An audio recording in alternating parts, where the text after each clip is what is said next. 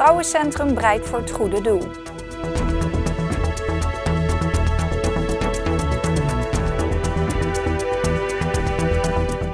Het is vandaag 2 december, dit is het Pelemaasjournaal. Ieder jaar breidt en haakt heel Nederland zoveel mogelijk kleine mutjes voor het Ouderenfonds.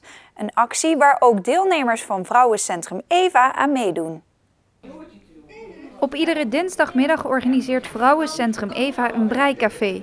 Tijdens deze middag komen een aantal dames bij elkaar om samen te breien of haken. De afgelopen tijd hebben de vrouwen zich bezig gehouden met het maken van kleine mutsjes voor het goede doel. Dat zijn mutsjes voor op de flesjes van de smoothies van Innocent.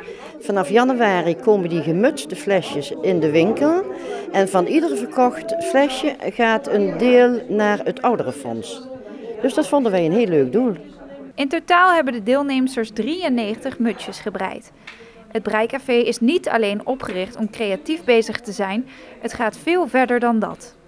Onder het handwerken worden er ook heel veel, hoe zal ik het zeggen, vrouwgerelateerde onderwerpen besproken. Wat de een niet weet, weet de ander.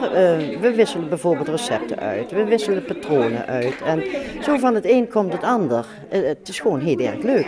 De groep deelnemers is zeer divers. Van oudere vrouwen die niet meer werken tot aan werkende moeders die hier 1 keer in de week hun hobby even kunnen uitoefenen. Iedereen heeft wel haar eigen reden om mee te doen aan deze activiteit.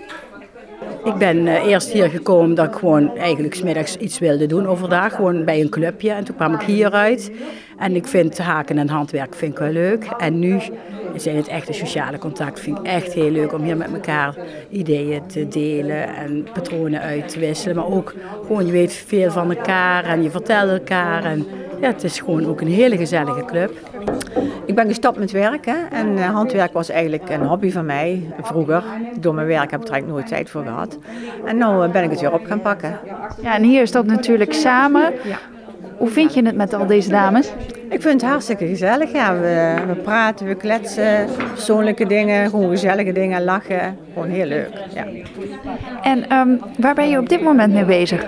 Ik ben een klein sportautootje aan het haken, aan het proberen althans. Ik heb kraamvisite, dus geboortekaartje stond ook een klein sportautootje. Dus daar ben ik proberen na te maken. Ik ben een deken aan het haken met allerlei patronen. En iedere week krijg ik een nieuwe baan toegestuurd, een nieuwe rij. En dat kan ik dan in die week haken. En hoeveel werk is dat? Je hebt wel doorzettingsvermogen nodig, want het is wel veel werk, vind ik. Ik ben niet zo handig erin, maar ik vind het wel een uitdaging om te maken. Iedere dinsdag vanaf 1 uur 's middags is het breicafé geopend. Het is gratis en voor iedereen toegankelijk. De mutjes die gebreid en gehaakt zijn door de deelnemsters zijn vanaf januari in de winkels te vinden. Tot zover dit Pelemaasjournaal. Deze uitzending wordt herhaald tot en met woensdag 6 uur 's avonds. Donderdag is er weer een nieuwsjournaal. Weer of geen weer, bij ons is het altijd vakantieweer.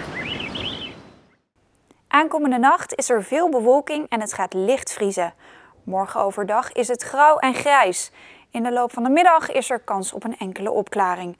Het voelt koud aan met een maximumtemperatuur van 1 graad. Ik wens u nog een hele fijne avond en graag tot donderdag.